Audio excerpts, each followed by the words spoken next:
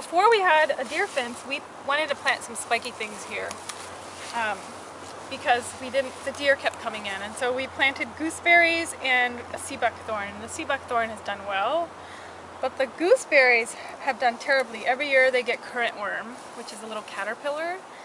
And every year I have to pick them off. So they're really sad, and I'm kind of at my wit's end with them. And I don't really even want to grow gooseberries anymore because they're such a pain, and they look like this all the time. Usually the whole shrub looks like this. The caterpillars basically eat all of the leaves.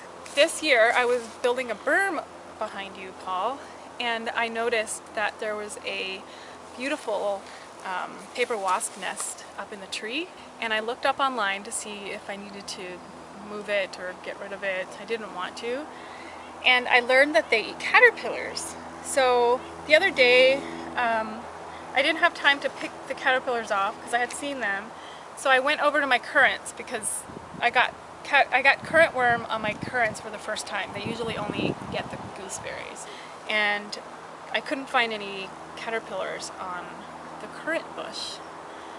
And I searched and searched, and I finally found one, and it was being eaten by a paper wasp.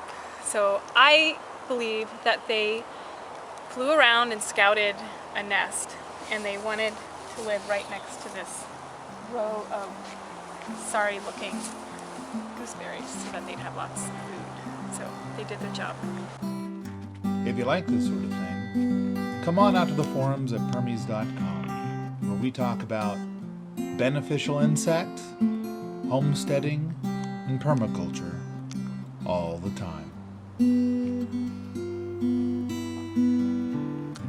I think that the funny thing is that from this angle it looks like a wasp's head. It kind of does have like eyes and right. mouth.